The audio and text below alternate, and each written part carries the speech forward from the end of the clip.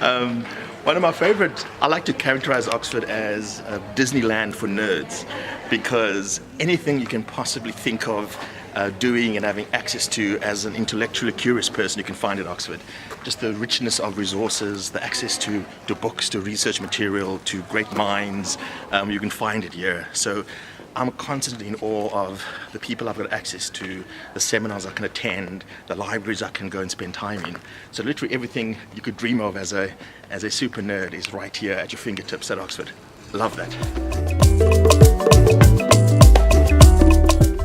I'm Athol Williams at Hertford College. I've just completed a 2-year MPhil in politics in political theory, originally from Cape Town, South Africa.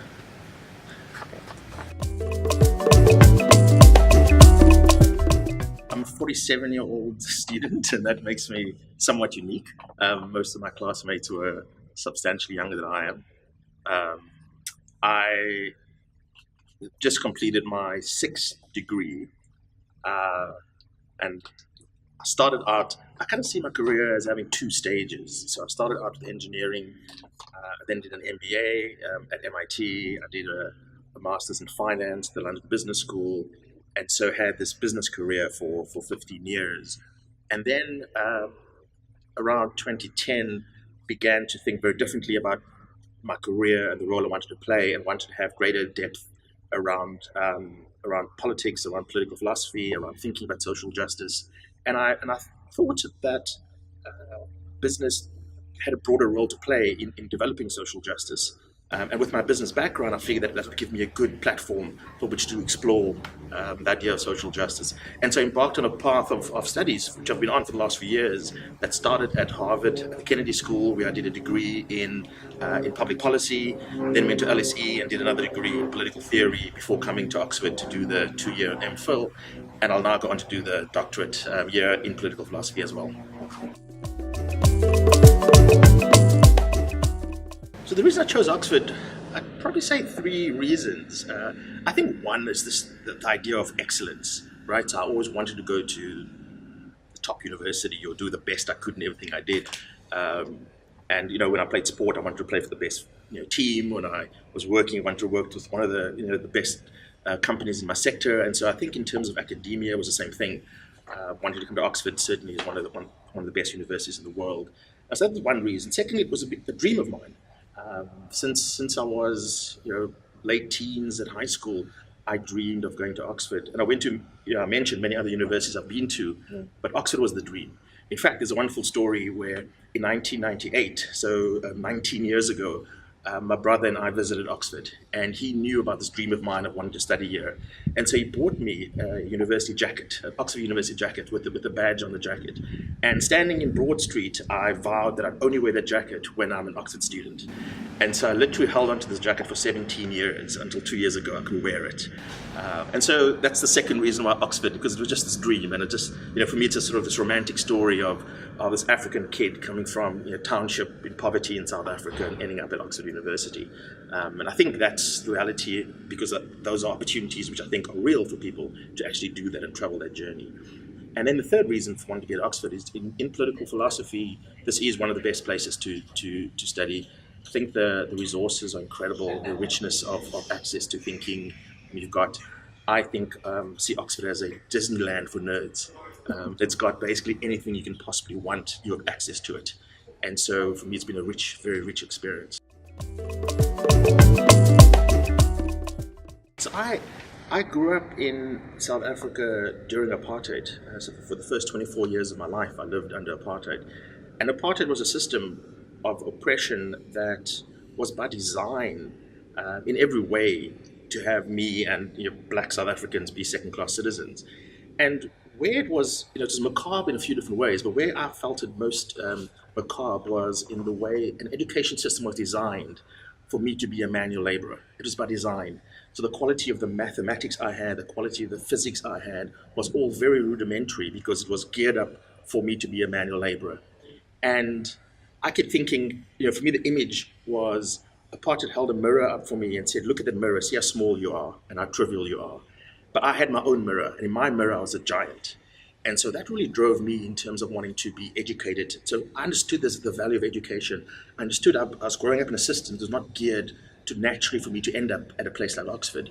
But I also knew it wasn't impossible. And so from a young age, from high school already, I was determined to get the best education I could. And I think it's incredibly affirming to see that it's possible to do it. I'm certainly not the only one to do it, but so people often ask me, what are your views on success, or what's driven you? I think that starts with the decision to succeed. I'm not a big believer in sort of work hard, because there are people who work far harder than I do. I think the woman who carries pails of water for many miles to get water for her family is working far harder than I ever have.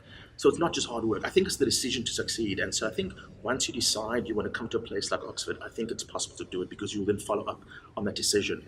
Once you decide to succeed, I think in anything you do, I think you then follow it up. So for me, it starts with this decision to excel, the decision to can do the impossible.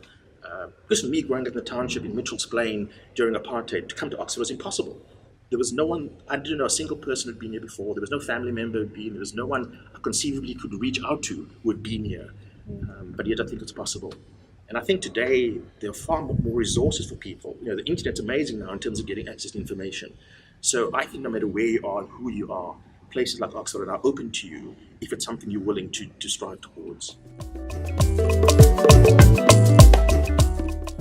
There have definitely been times, both at Hartford and Oxford and in the UK, where I felt I don't belong, that you feel like you're an imposter, you feel that you're just a visitor, kind of invited to be around the table, and you must just fit in, but leave your diversity and leave your language and leave your ideas at the door because you're going to come here to fit in. I've had experiences where I'd arrive at an event and someone can ask me, can I help you? Clearly in the tone that says, you don't belong here, so you must be lost. Or having a few times having someone ask me to show my student card in the library even to prove that I was a student. Now, I think we often have. It could be argued sometimes we're oversensitive to these things, and maybe I'm just being very sensitive to it. But I think we are sensitive to it because we know that's the context in which we are, where this is an environment that isn't naturally geared towards welcoming Africans or welcoming Black people or welcoming people of minorities. And so I think, again, it's your success here will be determined by your determination again.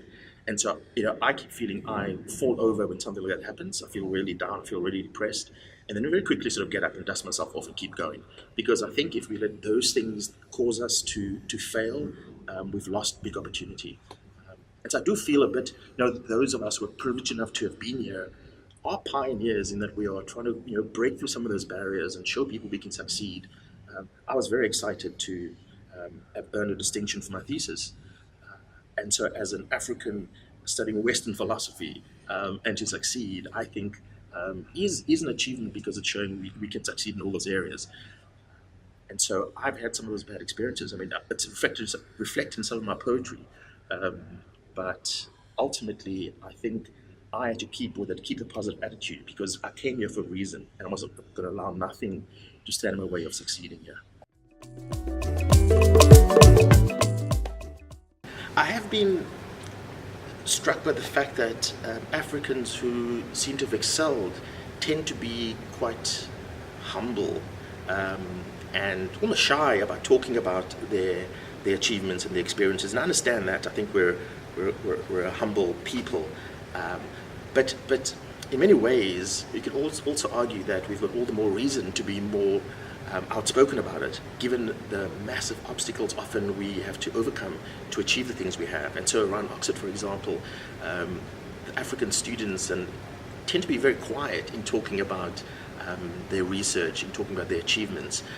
And I really think there's a place for us to be more vocal, not in an arrogant way, but in a way of expressing what we've done. Because I think that showcases the possibility of what Africans can do. And for those coming behind us, I think it shows them the possibility as well. I also think it's interesting around the paths many of us take to get here. I certainly think as a philosopher, nobody studies philosophy or becomes a philosopher to make money. And having grown up in poverty as I did, my initial studies was very focused on what job I could get afterwards and how much money I could make to survive, and I think that's realistic. And so, whereas someone from a wealthier background could afford to go and study philosophy because putting bread on their own table wasn't their focus.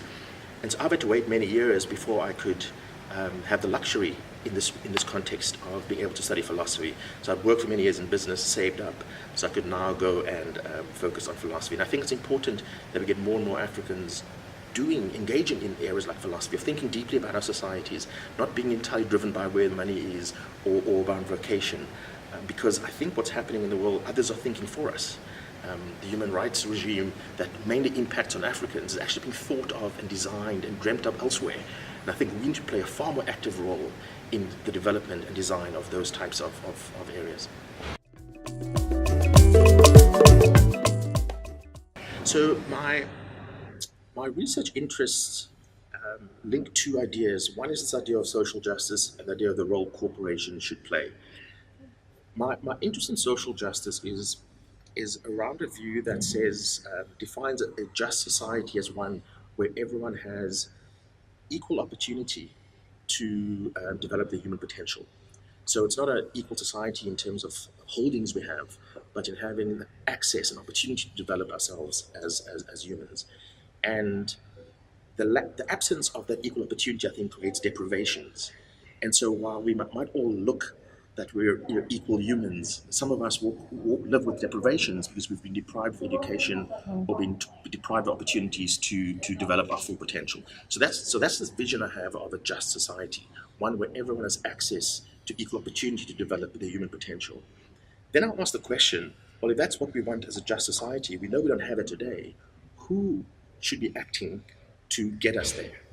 And typically we look to two agents to get us there. One, you look to the state. So obviously the state should be creating the environment and building the institutions to build a just society, absolutely. And secondly, you could look to individuals, right? You and I, in our daily lives, the decisions we make, the actions we take, the behavior we exhibit should be guiding us towards a more just society. But I think there's an overlooked agent, and this is where I focus my work, around the corporation. Now, you might say, well, why the corporation? Firstly, superficially, we might say, well, the corporation, because the corporation's got lots of money and resources and they can do stuff. But I think that's insufficient as a reason to appoint responsibility for justice to the corporation. I think what I've done in my research is argue, yes, they've got the resources, but importantly, where a corporation has participated in the creation of injustice and participated in schemes in which injustice is perpetuated, then we definitely want to assign responsibility and moral responsibility to corporations to pursue justice.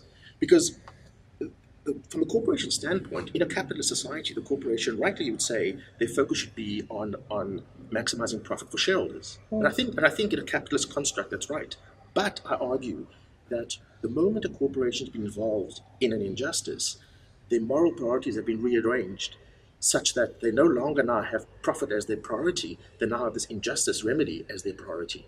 And so for you as a corporation, the moment you start choosing to operate in an unjust society or choose to behave unjustly, we as society now can hold you morally responsible for remedying that justice.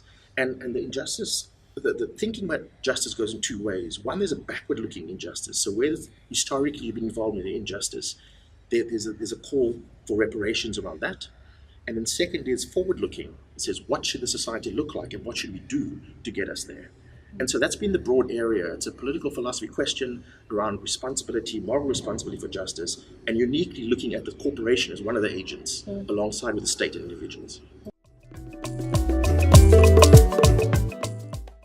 I guess the question of whether we can trust corporations comes from an assumption that they would act in the interest of, well, not in the interest of society, right? So we've got the skepticism of corporations, and I think some that's somewhat well placed, that skepticism.